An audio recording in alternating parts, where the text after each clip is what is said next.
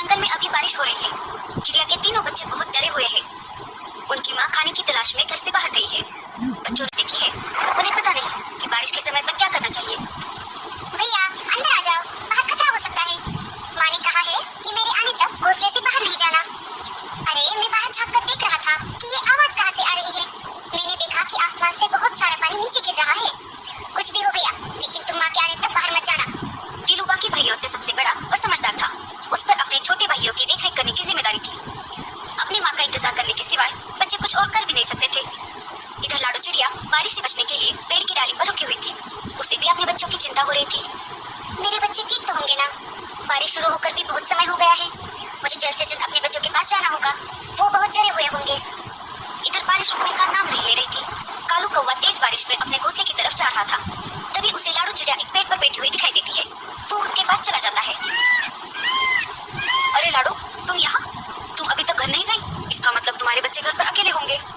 हाँ कालू भैया, मुझे मेरे बच्चों की बहुत चिंता हो रही है। लाडो, मैं तुम्हें डराना नहीं चाहता, पर तुम्हें बताना ये बहुत जरूरी है। सुना है एक खतरनाक चीलों का झुंड हमारे जंगल में घुस आया है। हाँ कालू भैया, मुझे ये बात पता है। जब मैं कल बुलबुल चिड़िया के घर गई थी तब मैंने देखा कि एक चील बुलबुल चिड़िया के बच्चों को खा रहा था। बुलबुल घर पर नहीं थी, फिर भी एक बच्चा जीवित था। मैंने उसे बचाने की ठान ली। तब मैं उस चील के पास चली गई। अरे ओ चील, छोड़ दे उस बच्चे को, नहीं तो तेरा बहुत बुरा हाल होगा। चील को गुस्सा आ गया और वो मुझसे कहने लगा, अरे ओ चिड़िया, तुम्हारा दिमाग तो ठीक है ना? भाग यहाँ से। अगर मेरा पेट भरा हुआ नहीं होता तो मैं तुम दोनों को भी खा जाता। पर देख लेना, आगे चलकर तुम मुझे कहीं पर दिखाई दोगी तो मैं तुम्हें नहीं छोड़ूंगा। मैं तुम्हें उसी समय खा जाऊंगा और डकार तक नहीं लूंगा। ऐसा कहकर चील वहाँ से उड़ गया कालू भैया। तभी वहाँ पर बुलबुल चिड़िया आ गई। उसने देखा तो वो बहुत दुखी हो गई, क्योंकि चील उसके दो बच्चों को खा चुका था। अरे ये क्या हो गया? मेरा तो सब कुछ लूट गया। ये सब किसने किया? मैं उसे नहीं छोड़ूंगी। अरे बहन, तुम्हारे बच्चों को चील ने खाया है। अगर मैं ऐन मौके पर नहीं आती तो वो चील तुम्हारे तीसरे बच्चे को भी खा जाता। तुम्हारा बहुत बहुत शुक्रिया। मैं तुम्हारा ये एहसान जिंदगी भर नहीं भूलूंगी लाडो चिड़िया। पर मैं अब उस चील को नहीं छोड़ूंगी। मैं उसे जान से मार दूंगी। वो मेरे आखिरी बच्चे को कभी भी खाने आ सकता है। अरे बहन, जल्दबाजी में गलत कदम मत उठाना। वो सिर्फ तुम्हारे बच्चों का ही नहीं, जंगल के बाकी पंछियों का भी शिकार कर रहा है। उसे हमें झांसे में फंसाना होगा और फिर हम उसको उसके किए की सजा देंगे। बिना सोच विचार किए जल्दबाजी में फैसला लेना गलत बात है। ठीक है बहन, मैं कौन सा भी गलत कदम नहीं उठाऊंगी। अच्छा, तो ये सब हुआ था। बुलबुल चिड़िया के साथ तो बहुत बुरा हुआ। हम उस चील को तो क्या, बाकी सारे चीलों को भी नहीं छोड़ेंगे। हम उन सबको जंगल से खदेड़ देंगे। तुम जल्दी घर जाओ। हाँ कालू भैया, बारिश रुके या ना रुके, मुझे कैसे भी करके मेरे बच्चों के पास जाना होगा। ठीक है लाडो, मैं चलता हूँ। कालू वहाँ से निकल जाता है। बारिश बहुत तेज थी। खुद की जान की परवाह न करते हुए लाडो तेज बारिश में अपने बच्चों की तरफ निकल पड़ी। बारिश की वजह से उसे उठने में दिक्कत हो रही थी। उसके पूरे फिर भी वो रुकने का नाम नहीं ले रही थी। उसे अपने बच्चों के पास जो जाना था। वो देखो, अपना शिकार हमारी तरफ खुद चल कर आ रहा है।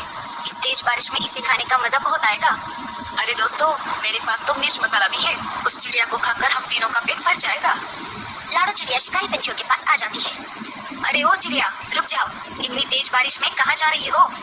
लाडो चिड़िया शिकारी पंछियों को देखकर बहुत डर जाती है। लाडो चिड़िया बहुत ही होशियार और समझदार थी, साथ ही साथ वो निडर भी थी। उसने चीलों के साथ सामना करने का फैसला लिया। जी मैं अपने घर जा रही हूँ।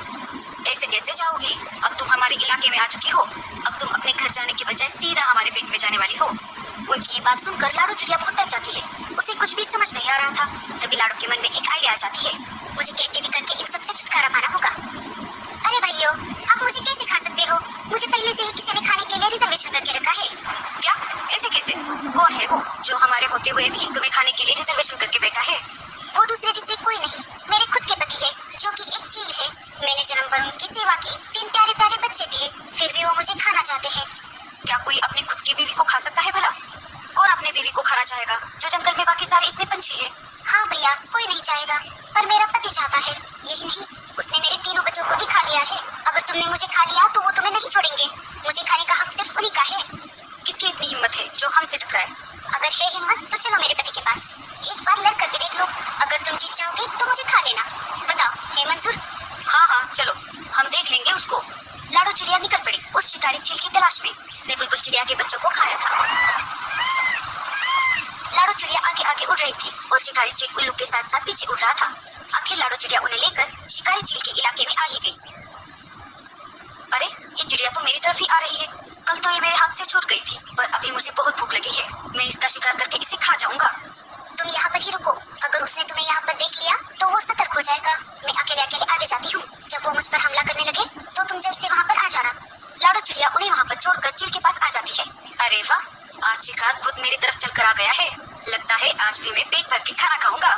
हाँ हाँ, कल भी तुमने मेरे छोटे छोटे बच्चों को खा लिया, आज मुझे खा लो। वैसे भी मैं जिंदा रहकर क्या करूंगी, मेरा तो सब कुछ लूट गया है। अरे वो बच्चे तेरे नहीं, उन पर मेरा अधिकार था। शिकारी चील उन दोनों की बातें सुन रहा था। उसे लाडो की बातों पर विश्वास होने लगा। इधर चील को लाडो की बात समझ नहीं आ रही थी, फिर भी उसने ये मौका हाथ से गंवाना नहीं चाहा। हाँ हाँ, जैसे मैंने बच्चों को खा लिया वैसे ही तुम्हें खा जाऊंगा।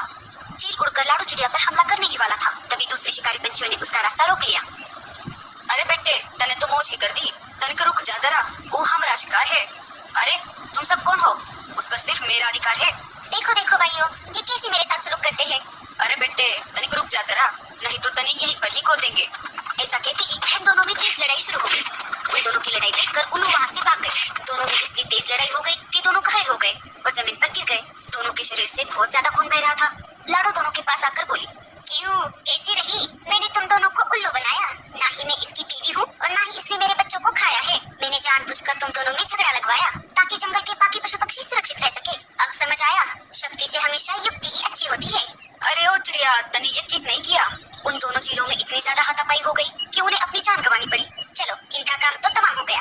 अरे बाप रे, इन दोनों के चक्कर में मैं तो अपने बच्चों को भूल ही गई। लाडो चिड़िया तेज उड़ते हुए अपने घोंसले की तरफ निकल पड़ी। उसने देखा तो उसके घोंसले में पानी घुस गया था और उसके बच्चे भी कहीं पर दिखाई नहीं दे रहे थे। अरे नहीं, ये क्या हो गया? अरे बाप रे, मेरे बच्चे कहाँ पर गए? तभी वहाँ पर कालू कौवा आ जाता है। अरे लाडो, तुम रो मत, तुम्हारे बच्चे सही सलामत है। जब मैं मेरे घोंसले की तरफ जा रहा था तो मैंने देखा तो तुम्हारे घोंसले में पानी भर रहा था और बच्चे भी पानी में डूब रहे थे। मैं बच्चों को वहाँ से निकालकर अपने घोंसले में लेकर आया। चलो, बच्चे कब से तुम्हारा इंतजार कर रहे हैं। लाडो कालू